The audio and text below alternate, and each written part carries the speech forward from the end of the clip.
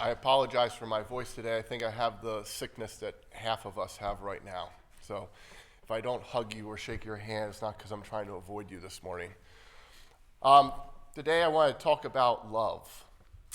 And the reason I want to do that, I think you've noticed my theme this Advent season. I've been talking about a real Christmas. So if you go back to the first Advent, or the first Sunday of Advent, I talked about gaining a real identity in Christ. We go to the manger and we gain a real identity. Not maybe the identity we want, but the identity we need. And then the second Sunday of Advent, I talked about how Jesus Christ meets us in a real world, and how the manger, the messy, dirty manger, is sort of symbolic of the unhygienic messiness of our own lives, the imperfect lives that we lead, and how Jesus meets us in that. He meets us in reality. And here on the final Sunday of Advent, I want to talk about love. And I didn't want to just talk about what I call Hallmark movie love. Amanda loves Hallmark movies. I call them chick flicks. And it's hard for me not to roll my eyes when I watch them sometimes, okay? I want to talk about real love, practical, down-to-earth style of love. What does that look like? How does that relate to the Christmas season, all right? And to do this, I was looking for inspiration in my life, and I found inspiration in chickens.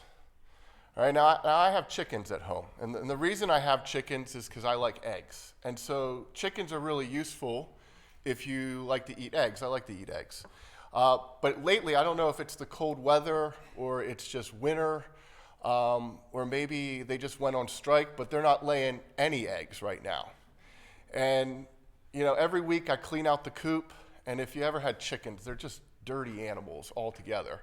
And lately with the cold weather, every morning I got to chip the ice out of the waterers, and I got to have a heat lamp in there for them, and I got to buy the grain. And I'm started to think, as I do all this work for these chickens but get no eggs, I've been thinking to myself, you know, this relationship seems really one-sided. The chickens are sure making out, and I don't get any eggs at all. And I've been thinking to myself, you know, if this strike doesn't resolve itself before spring, there's going to be an unfortunate incident that occurs behind the barn. All right, I don't know who here makes the chicken pot pie for the Dutch supper, but come find me. All right, I might have like 10 chickens for you. All right, if this strike doesn't resolve itself. I started to think about this though. Chickens are accidentally useful. Accidentally useful. It's not like the chicken wakes up in the morning and says, I really want to make sure Ross has 6 fresh eggs every morning. All right, the chicken just lays the egg when it feels like laying the egg. It's accidentally useful to us. But that's different from us as humans. We're never accidentally useful to each other. We're only ever intentionally useful to one another. And here's a fundamental law of human nature, and that is you only ever do things that you want to do. Don't let anybody ever tell you anything different. You only ever do things that you want to do in life. You have free choice. So if you want to be a useful person to someone else, it's because you wanted to do it. That's how it works. And I thought about this idea of usefulness. I thought, you know, is being useful, not in terms of, you know, our productivity at work or a certain skill set that we have, but are useful to each other in terms of our interpersonal relationships, how that might be a way of defining a practical sense of love in each other's lives. And I was thinking how when we are useful to each other, we are being loving towards each other in a practical sense. By that I mean that when we're useful, we project ourselves, and that's the key word, we project ourselves into someone else's life, and we feel the way they are feeling. You might call that empathy. So if it's pain or sorrow or some form of hurt, we feel that pain, that sorrow, or that hurt, and we look for ways to alleviate that pain. Like we look for ways to be of use in that person's life. Or, let's say the person is experiencing great joy, happiness.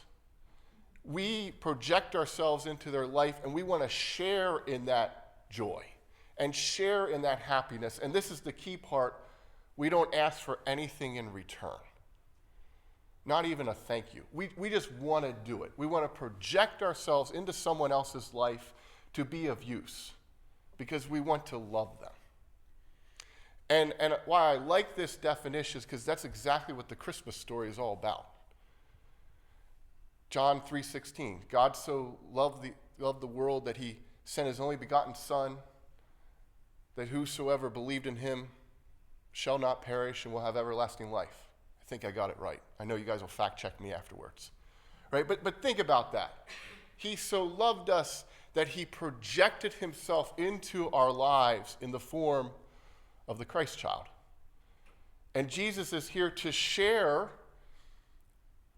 in our happiness and our joy, but also to share in our misery, our suffering. Think of the cross. Right? He's here to be of use. And at a very basic level, Jesus is a really useful guy. Okay, he not only does he teach us and counsel us and heal us and guide us, but if you're drowning, he can make you walk on water. If you're a leper, he can heal you. If you run out of beverages at your party, he can turn water into wine. He's essentially incredibly useful in our lives at a very basic level. He's incredibly loving.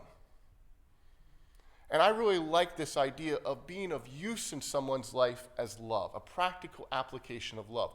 The other reason I like this definition is because it takes the personality element out of the love equation.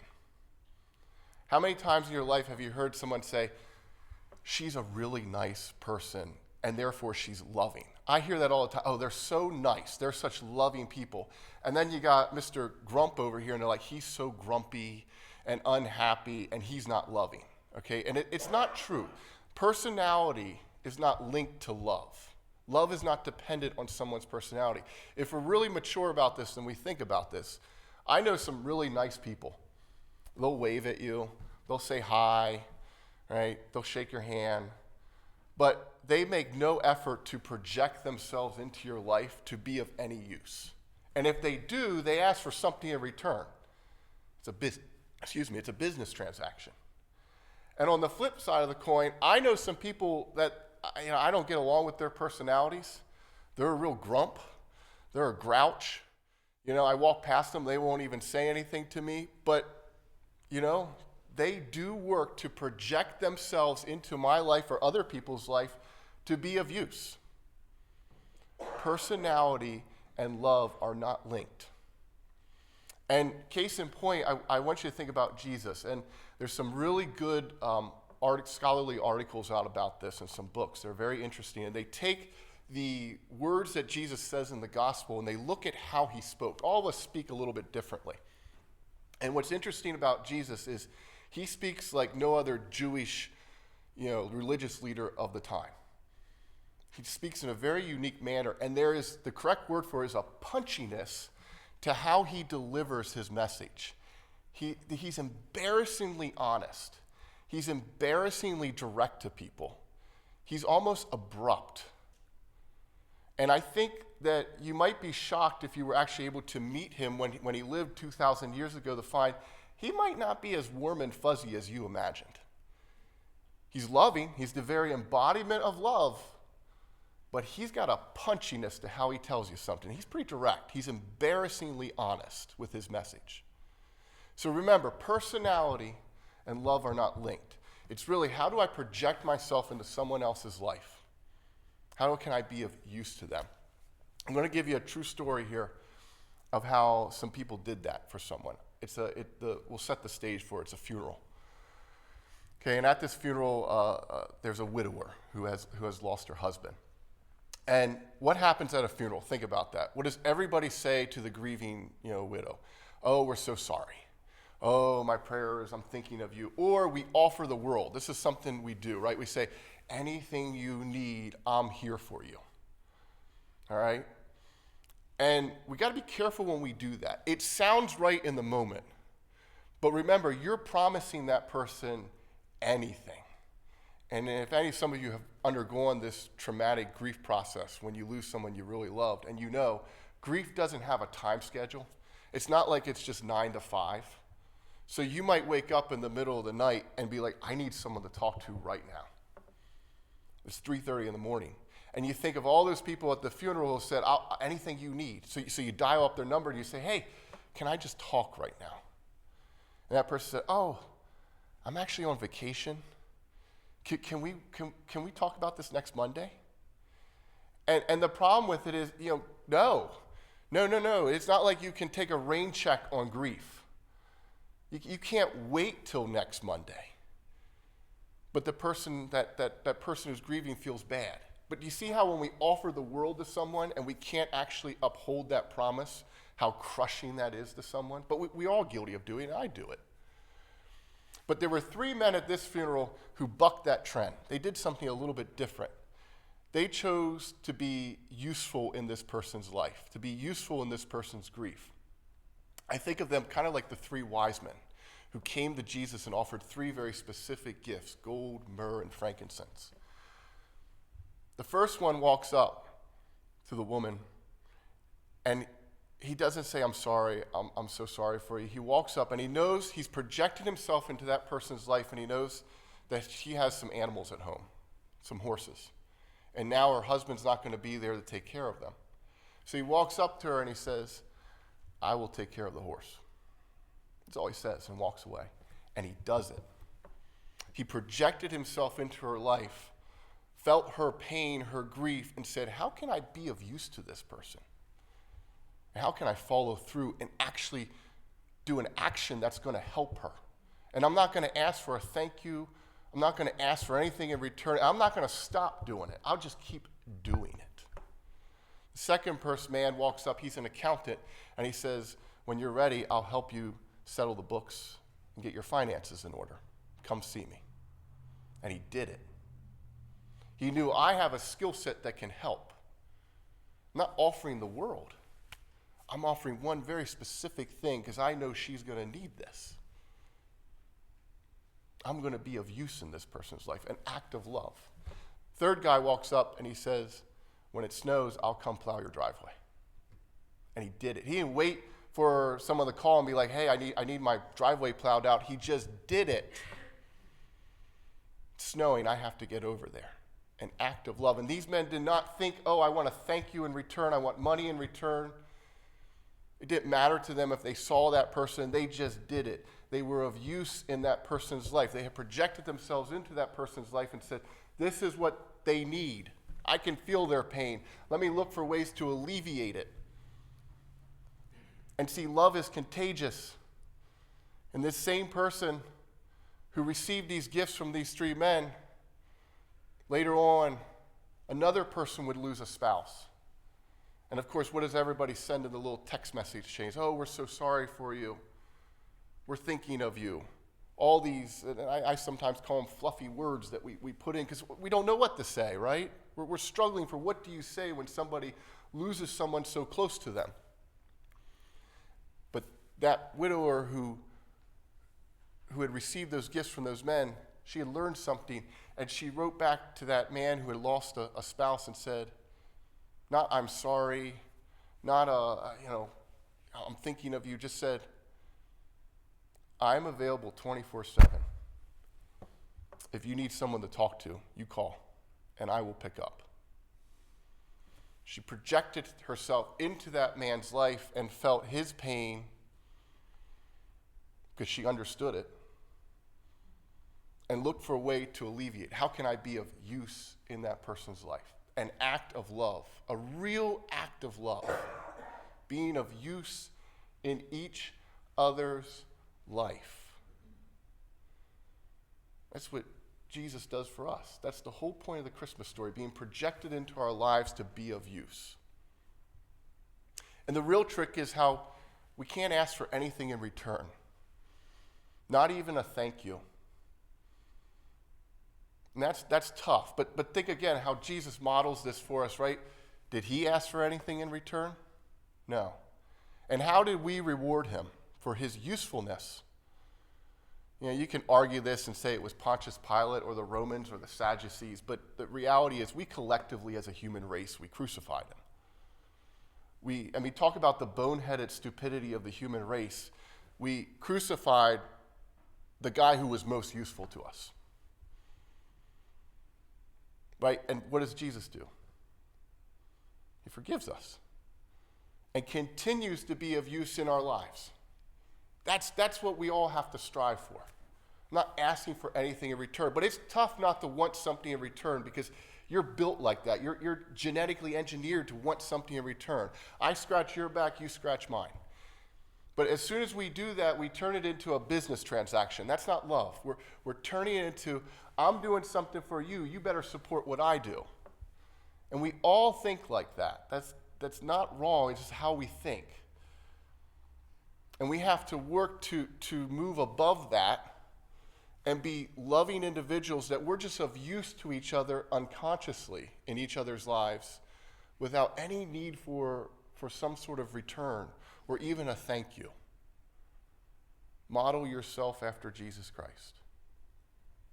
I'm going to read a passage here from, I'll tell you where it comes from at the end here. And I want you to think about these words because I think they describe us and how we are useful or loving in each other's life. One sort of person, when he has done a kindness to another, is quick also to chalk up the return due to him. Meaning, I did that for you, make sure you pay me. I want something in return. Business transaction. A second person is not so quick in that way, but even so, he privately thinks of the other as his debtor and is well aware of what he has done. A lot of us do that. We do something for someone, but in the back of our mind, we're thinking, they better come help me someday.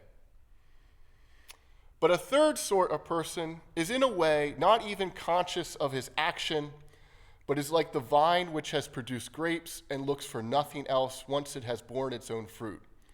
A horse that has raced, a dog that has tracked, a bee that has made honey, and a man that has done good. None of these knows what they have done. But they pass on to the next action, just as the vine passes on to bear grapes again in due season. So you ought to be one of those who, in a sense, are unconscious of the good they do. Unconscious of the good you do. And so I ask, this Christmas season, you think about this and think, what type of person am I? Of those three people, who am I? Am I the person who goes out and does things just because I want something in return? Am I the second person who goes out and does things, but I'm expecting a return? Or am I that third person who's just unconsciously going through life like the dog that has tracked and the horse that has raced and the vine that produces grapes? Right? I just unconsciously want to be of use in people's lives. Ask yourself, which of those people are you, and which person do you want to strive to be?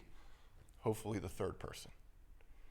And I'm sure some of you are wondering, where does this come from? It comes from Marcus Aurelius' Meditations, the famous Roman emperor turned philosopher.